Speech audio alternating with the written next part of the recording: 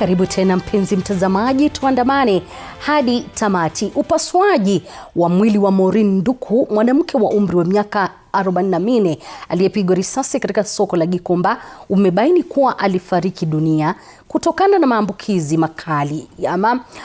makali mwilini baada ya kupata jeraha la risasi. Risasi hiyo iliingia katika sehemu ya chini ya utumbo wake kutokea mgongoni, katika tukio lililomwacha pia mvulana mwenye umri wa miaka 16 akiuguza majeraha baada ya kupigwa risasi. Susan Locho ana mengi zaidi.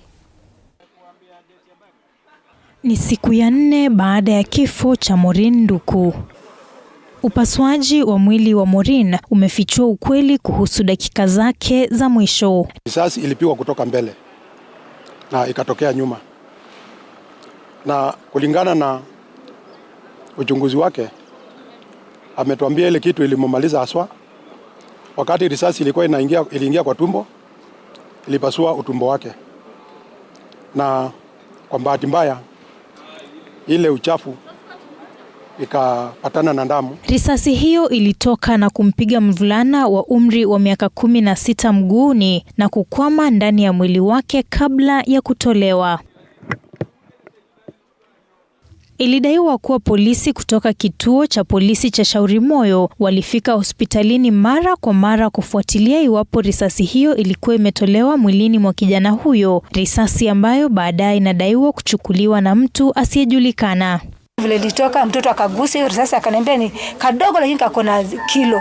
Mama, ni kadogo lakini kako na kilo. Akasema vile nini huyu jamaa huyu akapa, akapiga simu. Vile alipiga simu, mtu mwingine akakuja amevaa suti na kona akanini hapa hivi. Sasa aliniambia kusoma. Amevaa suti, huyo jamaa amevaa suti, alikuja na kabag, akaweka kitu ndani na akaenda. Ila baada ya IPOA kuweka wazi kuwa haijapokea risasi hiyo, hospitali ya Kenyatta ilitoa ripoti ya kukashifu madai hayo na kusema kuwa risasi hiyo imewekwa kwa sababu za kishahidi. Familia ya Maureen inasema kuwa matokeo haya hayamrudishi mpendwa wao, badala yake yanaongeza uzito wa swali ambalo sasa linahitaji jibu. Je, vifo vya mauaji ya polisi zitazidi kuripotiwa hadi lini? Thought that we could stay with our beloved for longer, but because of carelessness, she's no more. We pray and we urge the government to intervene for those people who are responsible to be accountable for what happened. Wanaharakati wa haki za kibinadamu wanalaani vikali kile wanachotaja kuwa matumizi ya nguvu kupita kiasi na mauaji ya polisi.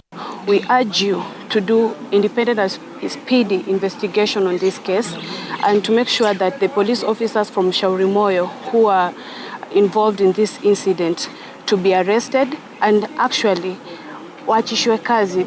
Let them be an example because no child is supposed to be left motherless.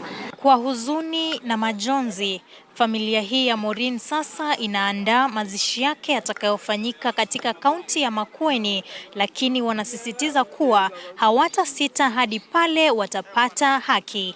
Susan Locho, TV 47, Nairobi.